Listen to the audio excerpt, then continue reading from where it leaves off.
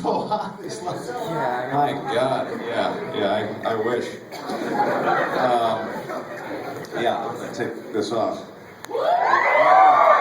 That's predictable response. Hey, everyone, how are you?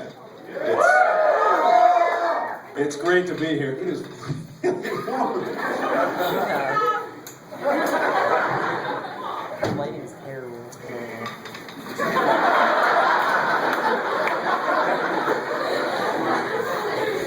It's season 11. If that's 5% better, you got the job. Hey, thanks so much for having me here. I really appreciate it. I'm particularly glad to see so many women here today. I'm glad you got out of Mince Binder. I'll handle the jokes, son. You're not in your house.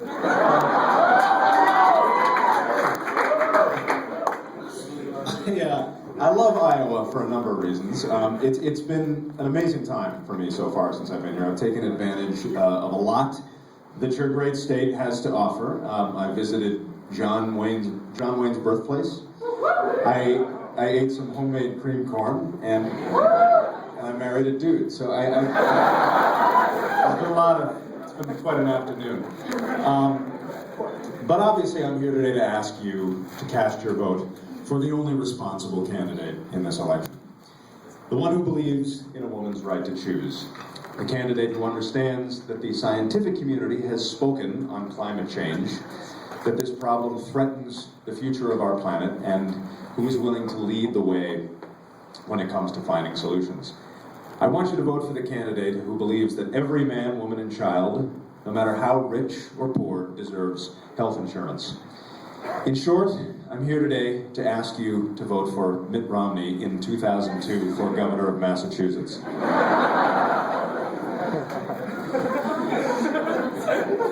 That's for those of you with a time machine. The rest of us will have to vote for Barack Obama for president. I do get that Mitt Romney doesn't fully understand climate change because every time he enters a room it gets noticeably colder. Now election day may be November 6th, but with early balloting here in this state, I understand that some Iowans have already voted, yes? In fact, if you guys use debold machines in this state, there are probably some of you who voted 100 times. But for those of you who haven't, we need you to get out there and get your vote counted, because Iowa is one of the states that's going to decide this election. Iowa stands between us and President Mitt Romney, and that's a big deal, because if you're like me, you've had your fill of the funny business that went on for 8 years in this country, and you have no desire to bring it back for another round. Because it turns out that funny business was actually not so funny. A deregulated Wall Street completely wrecked our economy. There were 50 million Americans without health insurance. We had troops in Iraq. Detroit was going bankrupt. And NBC aired a reality show called Tommy Lee Goes to College. About the Motley Crue drummer attending the University of Nebraska and attempting to fit in. Please, Iowa, I'm begging you. Don't let Mitt Romney take us back to Tommy Lee Goes to College. 4 years ago, we were losing 800,000 jobs a month. 800,000 jobs a month. That's basically the whole population of Des Moines, plus the populations of Cedar Rapids and Davenport, Sioux City, Iowa City, Waterloo, Council Bluffs, Ames, and Dubuque. Every person in all those cities laid off every single month. And then Obama took office, and since then we've gained 5.2 million new jobs across the country. The housing market has stabilized. Ford and GM are turning profits. Pell Grants have doubled. We're out of Iraq. And Family Guy can't write any more jokes about Osama bin Laden because he's not around anymore to write jokes about. That's why we have to cut to Conway Twitty all the time.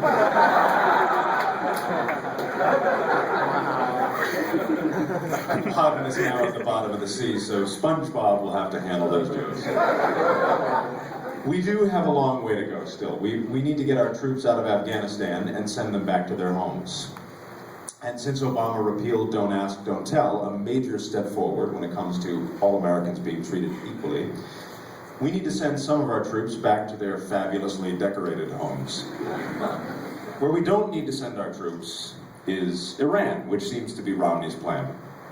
Although if we do go to war with Iran, I'm very glad we have gay soldiers who could slip in undetected because Ahmadinejad doesn't believe they exist.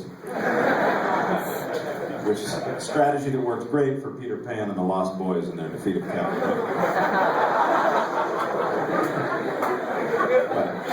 Friends of the Pan family, are you? We need to fix our broken immigration system and pass the DREAM Act so that children who are going to school and obeying the law and maybe even serving this nation can become official. Become fully documented American shitheads like the rest of us. Mitt opposes the DREAM Act. We need to repeal the diabolically named Defense of Marriage Act because it treats millions of Americans like second-class citizens, which is why so many of them are so angry on the Bravo network. We need to continue to seriously and meaningfully invest in the energy sources of the future, like wind and solar. Wind power, very big here in Iowa. You're one of the leaders of the nation in that capacity. President Obama has done this instead of continuing to rely so heavily on oil, which, let's face it, is a messy substance that pollutes the water below us, the air above us, and which we're inevitably going to run out of, and soon, no matter how much we drill. It's always baffled me that right next door in our solar system, we have a giant ball of pure energy just sitting there. Just 1 second of the sun's energy output would power the entire United States for 1 million years. In that amount of time, you could watch The Dark Knight Rises from start to finish. And that's the end of that joke. Or you could power one of these fucking lights.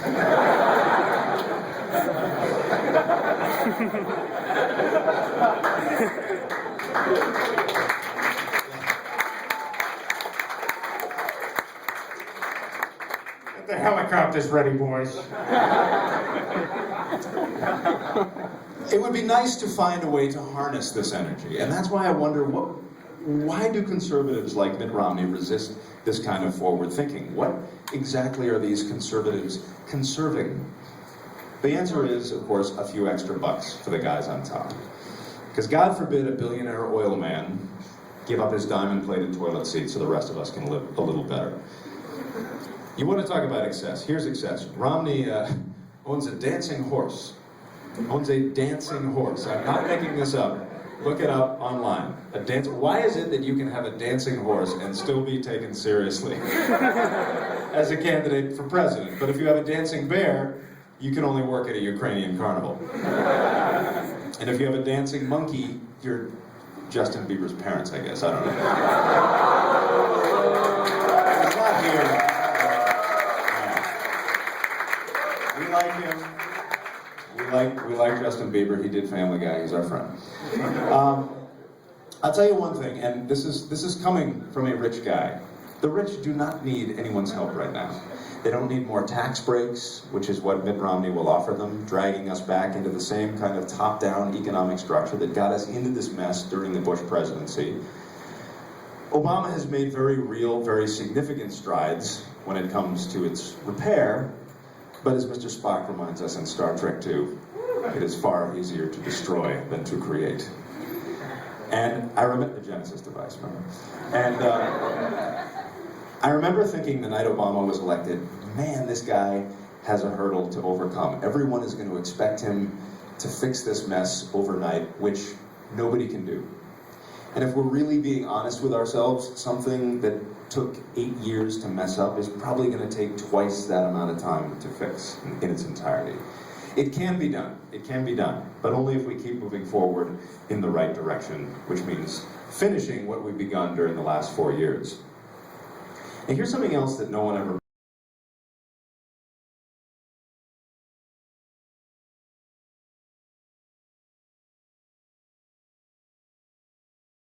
Nobody ever says this out loud, nobody ever talks about it, but I see it a lot in my industry, and I suspect it's prevalent in the top tiers of every industry. It's the reason trickle-down economics doesn't work. The theory of trickle-down economics, of course, is that in a bad economic landscape, if you boost the rich by giving them tax cuts and loopholes, they'll spend more, it'll trickle down to everyone else. And the reason this fails over and over is the fundamental psychology of the rich guy. He must stay rich at all costs. He's gotten comfortable there, and he's forgotten how to live any other way. And it doesn't matter if you cut his taxes, because he's still going to look out the window of his penthouse and say, it's bad out there. It's bad out there. I better keep my dough nice and safe till things get better.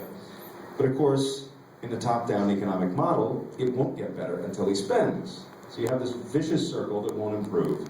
And Romney is proposing $5 trillion in tax cuts for the richest Americans. I don't trust an economic plan that depends so heavily on the actions of guys like Thurston Howell. Right, for you younger folks, Thurston Howell was a character on a TV show called Gilligan's Island. A TV show was a medium that existed before the internet. And for you people from the future, the internet was a medium that existed back when humans ran the planet, before the alligators were in charge. And that worked in the 50s. That was a completely legitimate economic model in the 50s, when you had a big middle class, when if you owned a hardware store or a laundromat or a grocery store in your hometown, you were one of the rich folks. You were one of the rich people in your town. So it made sense back then, but it's now just an outdated, outmoded economic philosophy, and we don't need to go back there. So that's what doesn't work. Here's what does work, and we saw this under Bill Clinton during the very prosperous 90s. Woo!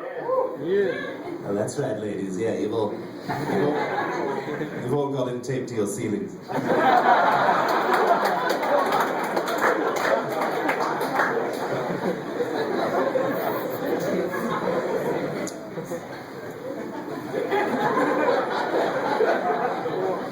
An economic structure that boosts the middle class stimulates growth at both ends, above and below. Now, I'm not an economist. I'm not even that bright a guy. But even I can grasp the logic of this. And we've already seen this happening under Obama, which is extraordinary because he obviously inherited a much worse economy than Clinton inherited. But we have to finish the job we started, or it's not going to work. What it comes down to is, with Obama, you benefit. With Romney, I benefit. And I'm fine. I promise you, I don't need the help. I live quite comfortably. And you got to question the rationale of anyone who wants to make my life more comfortable when so many others are struggling to make ends meet.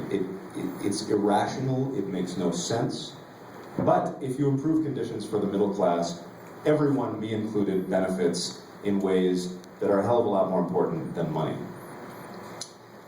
Now, Obama has brought us a long way in terms of jobs, but more jobs are, of course, needed. Under Barack Obama, with an economy that works for all of us, we will get those jobs. Now, Mitt Romney may know how to get rich, but I don't know that job creation is his strong suit. And here's one more thing for the purpose of setting up a joke. For all his billions, I don't know that he's ever actually produced anything that has any social value, anything that makes the world better. And I know another guy who got rich by not creating anything of social value, me. And there's no way I should be president. So do not vote for me. Do not vote for Mitt Romney. Vote for President Barack Obama. And we want to thank all you guys for your hard work, for all your canvassing. Get out there, vote early. Thanks again.